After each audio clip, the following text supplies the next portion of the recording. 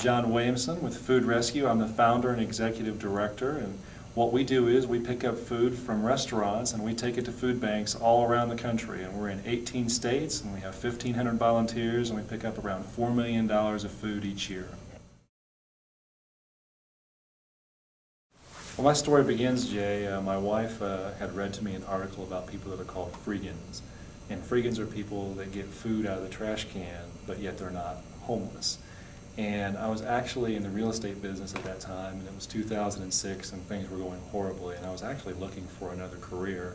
And it just really bothered me that she read this article to me, and day after day it kind of chewed at me. And if you've ever looked for a job, it's a very self-absorbing thing to do. And I just decided one day I've got to do something, in regards to thinking about others other than myself. And I went to find out whether locally here in Indianapolis, whether that was actually the case. And I went to 4 places. And every single one of those places told me that they had it all under control. Yes, we're giving away our food at the end of the day. And I thought, well, Lord, why was I asked to go on this crazy, fruitless mission?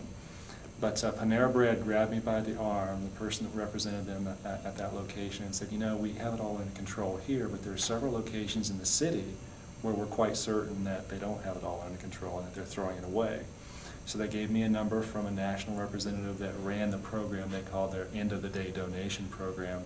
And my family and I began to pick up 1 day a week here in Noblesville, Indiana, and take it to a local food bank. At the time, I didn't even know where to take it, so I called a local outreach pastor at our church, and she gave me a contact of what's known as Third Phase here in Noblesville. And 1 day turned into 2, and 2 turned into 4, and it became more than my family could do. And I began to email some friends, and suddenly we were just, and we needed to actually have a schedule. So a friend of mine actually went to a website developer and got a website donated to us for free, as well as the maintenance of it. And suddenly it just grew beyond what you can possibly imagine. We had, within the first 3 or 4 months, we were on an annualized basis averaging $1 million a year within the first 3 or 4 months of the food that we were picking up from places like Little Caesars Pizza, Big Apple Bagels, Panera Bread, Einstein Bagels, just lots of different organizations that wanted to take the food that they were wasting at the end of the day and give it to people that were in need. And along the way, someone asked me, well, why couldn't you do this on a national basis? And my answer to that was, I have no idea why I couldn't do this on a national basis. So I called an aunt of mine in North Carolina, and we kind of brainstormed a little bit, and she gave me some contact information, and suddenly we had a chapter in North Carolina. And then, through running some ads on Craigslist, we had a chapter in Texas, and then Minnesota, and then Chicago, and California, and all of a sudden we're in 18 states with 48 chapter presidents delivering an annualized $4 million of food to people that are in need. And at the same time, our church was doing a series called Shake the System, about different ways that we can impact people for God. And it's occurred to me, and along the way, that not only are we getting the opportunity to give God's food that He's provided, much like He provided the 5 loaves and 2 fish out of nowhere to feed 5,000 people, He's provided this food out of nowhere that didn't exist before to feed all of these people around the country.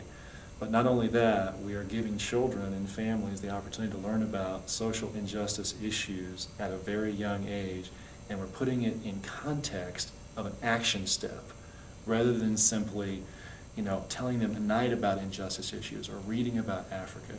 And we have no way to know what all of these children that are involved in food rescue, what they're going to do in their 20s than when they're in their 30s. And all of this just started.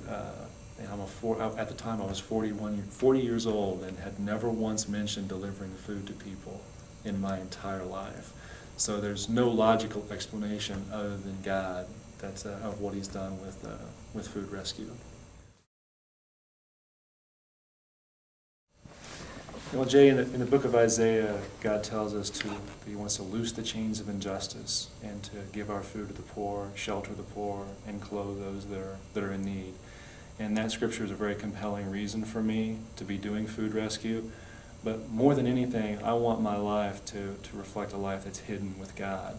And as I mentioned before, to be 40 years old and to have never ever mentioned this in my life, and every time I moved in a direction toward food rescue, doing something food rescue, God bless that. And every time I moved away from something that was associated with my own needs, whether it be my career or whatever, nothing happened. And I want to be moving in where God's moving me. That's where I want my life to be. That's what I want my legacy on this earth to be.